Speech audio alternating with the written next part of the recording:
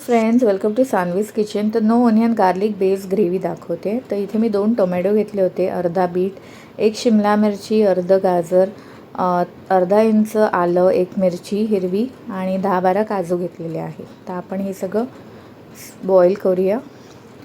तर मी कुकरच्या भांड्यामध्ये tomato, bit, गाजर, शिमला मिरची, नंतर आपली हिरवी मिरची, आलं, काजू घालून आपल्याला हे 3 शिट्या काढून घ्यायच्या आहेत. तर हे मी कुकरमध्ये शिजवून घेते, म्हणजे पटकन होईल. याच्यामध्ये थोडंसं अर्धा ग्लास मी पाणी घातलेलं आहे. हे बघा, तर मी शिट्या काढून घेतलेलं आहे आणि आता काढले. तर मी इथे कोथिंबीरीचे देठं घालायला विसरली, त्यामुळे मी नंतर घातलेली आहेत. म्हटलं हे गरम आहे तोपर्यंत त्याच्यामध्ये थोडं मिक्स होईल. आता आपण हे पाणी गाळलेलं आहे यातलं, ते बाजूला ठेवलेलं आहे आणि आपल्या ज्या आहेत हे ग्राइंड करूया, टोमॅटो, बीट वगैरे. तर आपल्याला ह्याची छानशी अशी प्युरे करायची आहे. तर हे बघा, असं मी प्युरे करून घेतलेली आहे. सुंदर असा कलर आलेला आहे बीटामुळे आणि हेल्दी पण आहे. नो ऑनियन गार्लिक आहे, तुम्हाला कळणार पण नाही. तर इथे ही आपली ग्रेव्ही आणि त्याचं पाणी तयार आहे, वाटण. तर कढईमध्ये तेल घालायचं आहे, थोडं भरपूर घालायचं आहे, पण माझी क्वांटिटी कमी होती म्हणून मी जेवढं लागेल तेवढंच घातलेलं आहे. त्याच्यामध्ये काश्मीरी रेड चिली पावडर घातलेली आहे, त्यानंतर धणा पावडर घातलेले आहे, हाफ टीस्पून घालायचं आहे.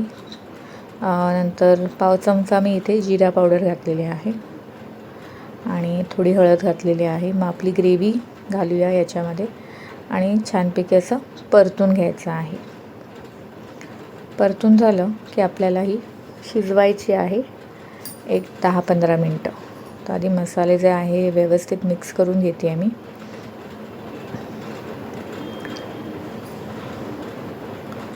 आणि याच्यामध्ये आधी मीठ घातलेलं नाही आहे मी, नंतर थोडंसं घातलेलं आहे.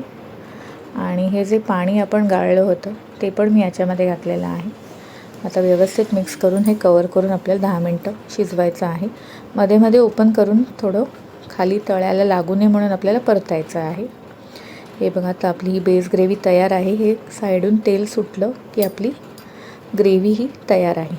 तर आता ही मी एका डब्यामध्ये काढून घेते आणि याच्यापासून तुम्ही बऱ्याच भाज्या करू शकता. तर इथे paneer masala without onion garlic मी दाखवणार आहे. तर कढईमध्ये थोडंसं तेल घालायचं आहे, 1 टेबलस्पून तेल घातलेलं आहे. आणि नंतर हे आपलं वाटलेलं ग्रेव्ही जे आहे किंवा वाटण आहे ते आपण या तेलावरती परतणार आहोत. तर याच्यामध्ये तुम्हाला हवं असेल तर दुसरे मसाले घालू शकता. ते इथे पनीरचे क्यूब्स केलेले आहेत मी, तर ते आपण घालूया याच्यामध्ये आणि आपल्याला मिक्स करायचं आहे. आणि यामध्ये आपल्याला चवीनुसार मीठ घालायचं आहे. तर आपण एक 5 मिनटं ही झाकण ठेवून शिजवून घेऊया. तर अशा प्रकारे आपला विदाऊट ऑनियन गार्लिक टेस्टी असा पनीर मसाला तयार झालेला आहे. तर इथे मी मेथीचे पराठे केले होते, त्याच्याबरोबर मी सर्व करते. तर होप तुम्हाला माझी ही रेसिपी आवडली असेल. प्लीज नक्की लाईक करा, शेअर करा आणि रेसिपी माझी ट्राय करा आणि कमेंट बॉक्समध्ये कळवा तुम्हाला माझी ही रेसिपी कशी वाटली. तर भेटूया लवकरच एका नव्या रेसिपीसोबत तुमच्या नेहमीच्या सानवीज किचन इंडियन अँड फ्युजनमध्ये. तोपर्यंत बाय बाय.